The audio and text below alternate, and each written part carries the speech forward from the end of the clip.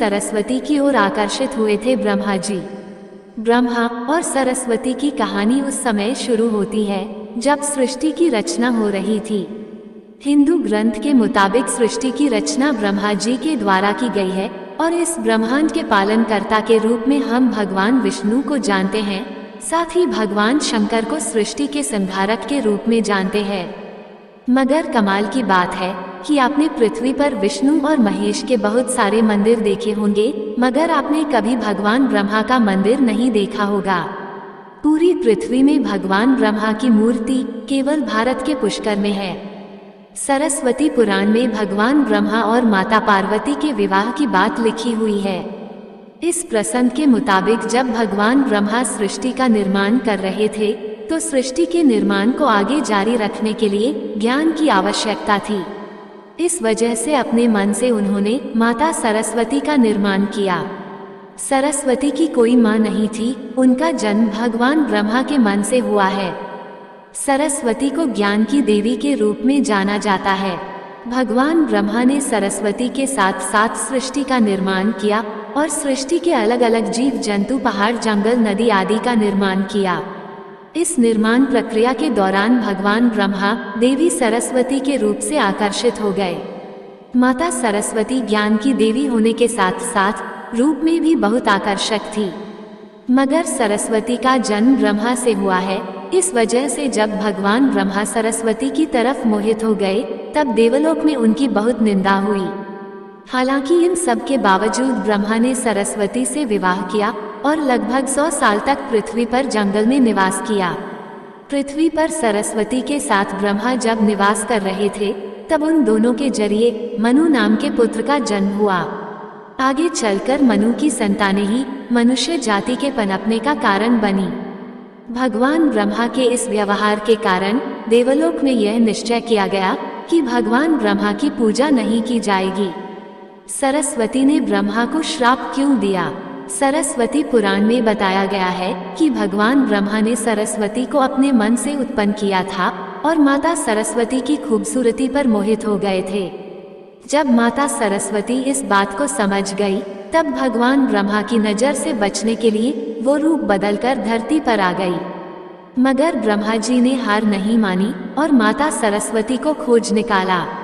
भगवान ब्रह्मा माता सरस्वती के साथ शारीरिक संबंध बनाना चाहते थे और सरस्वती इसके लिए तैयार नहीं थी। सरस्वती ने ब्रह्मा को श्राप दिया था कि धरती का निर्माण करने के बावजूद धरती पर आपकी कभी पूजा नहीं होगी। ब्रह्मा और सरस्वती का संबंध क्या है? ब्रह्मा और सरस्वती दोनों ही हिंदू धर्म में बहुत ही महत्वपूर्ण देवी देवता के पात्र है। इनसे जुड़ी किसी भी जानकारी पर भरोसा करने से पहले आपको वेद पुराण पढ़ना चाहिए। सबसे पहले आपको बता दें कि हिंदू धर्म की सारी जानकारी वेद में दी गई है। हिंदू धर्म वेद से शुरू होता है। इसके साथ ही वेद में इस तरह की किसी भी देवी देवता का वर्णन नहीं है। हम जितने भी देवी देवता के बारे में जानते हैं उन्हें केवल पुराणों में लिखा गया है। अब आपको ये भी समझना होगा कि ब्रह्मा और सरस्वती के संबंध को लेकर जो जानकारी दी जाती है उसमें कहा जाता है कि इस जानकारी को सरस्वती पुराण से लिया गया है। मगर सरस्वती पुराण नाम का कोई भी पुराण हिंदू धर्म में मौजूद नहीं है। हिंदू धर्म में 4 वेद और 18 पुराण की बात की गई है। इन 18 पुराणों में सरस्वती पुराण नाम का कोई पुराण मौजूद नहीं है। कुछ बड़े पुराणों को उप पुराण में विभाजित भी किया गया है, मगर उप पुराण में भी सरस्वती पुराण नाम के किसी भी पुराण का जिक्र नहीं है। कुछ जगहों पर मत्स्य पुराण की बात की जाती है, मगर इस पुराण में भी आपको सरस्वती और ब्रह्मा के विवाह जैसी कोई जानकारी नहीं मिलेगी। ऐसे में सवाल उठता है कि ब्रह्मा और सरस्वती के बीच कौन सा संबंध है। इसके लिए आपको समझना होगा कि ब्रह्मा ने सृष्टि का निर्माण किया, अर्थात जब भगवान ब्रह्मा इस सृष्टि का निर्माण करने बैठे तब विष्णु और महेश के अलावा कुछ भी इस दुनिया में मौजूद नहीं था।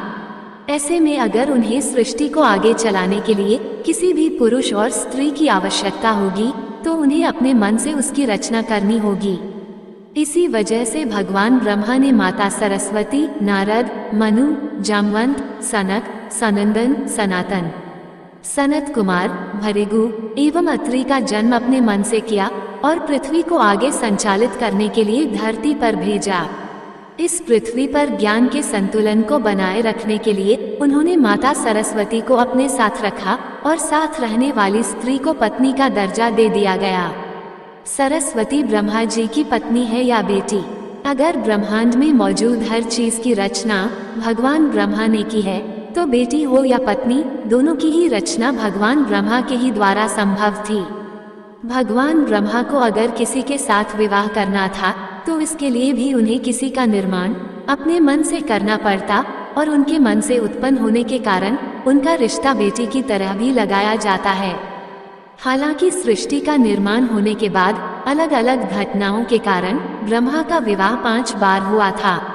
इस वजह से उनकी कुल 5 पत्नियां थीं, जिनमें सरस्वती, सावित्री, गायत्री, श्रद्धा, मेधा थी।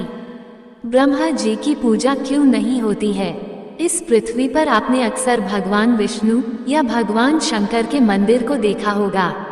आपने कभी भी भगवान ब्रह्मा के मंदिर को नहीं देखा होगा। आपको बता दें कि राजस्थान के पुष्कर में भगवान ब्रह्मा का एक मंदिर है। वो मंदिर 3 झीलों से घिरा हुआ है। प्रचलित कथा के मुताबिक सृष्टि का निर्माण करने के बाद वज्रनास नाम के एक राक्षस ने धरती पर खूब उत्पात मचाया था।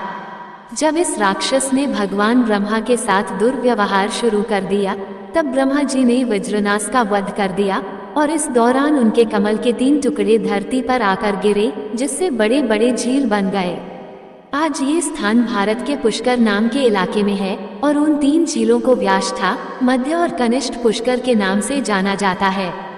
इन झीलों के निर्माण के कारण वहां पर एक यज्ञ करवाने का निश्चय किया गया।